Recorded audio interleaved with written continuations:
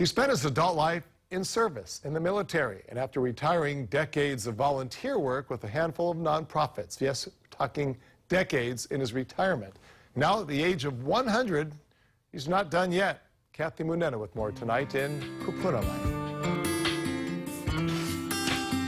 Any day is a great day at the world-class Pacific Aviation Museum on Ford Island. But if you go on a Monday at around 10:30, look for this man. Retired Air Force Colonel Ed Jerkins, among the flying machines he came to know well in World War II.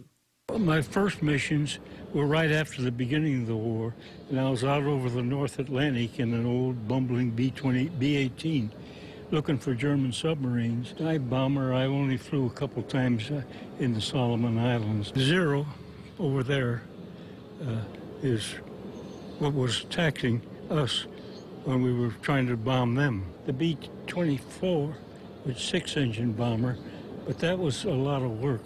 Ed says the B-25, like the one behind him, got him through all the missions at Guadalcanal. And when I enter annual physicals, flight surgeon would say, "Ed, you've been flying B-25s, haven't you?" Because I was deaf. The engines on these are so noisy. It's stories like these that Ed told a docent on a visit here 12 years ago. That docent asked him to volunteer, and now he gladly shares what he never really talked about before.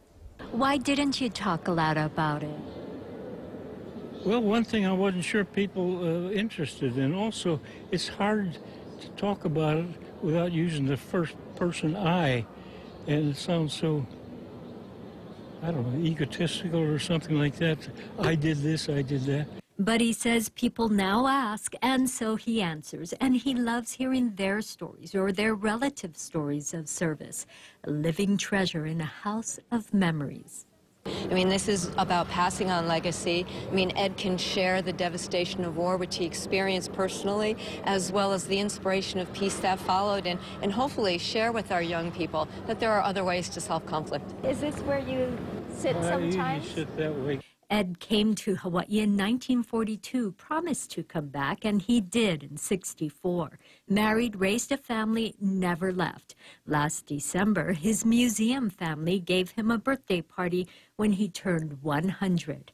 How long do you plan on volunteering here? Well, I don't know, as long as I can. For Kupuna Life, Kathy Munena, KHON2 News.